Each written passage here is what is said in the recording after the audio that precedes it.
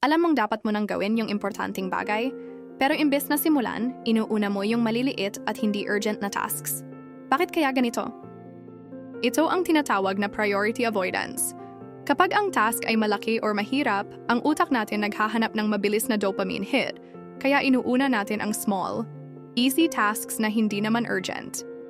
Madalas ginagawa natin ito para maramdaman nating productive tayo kahit wala naman tayong na-accomplish na talagang importante. Ayon sa psychology, mas malaki ang chance na gawin natin ang isang bagay kung mas madali itong simulan. Kaya ang sikreto, huwag isipin ang buong task, simulan mo lang ng paunti-unti.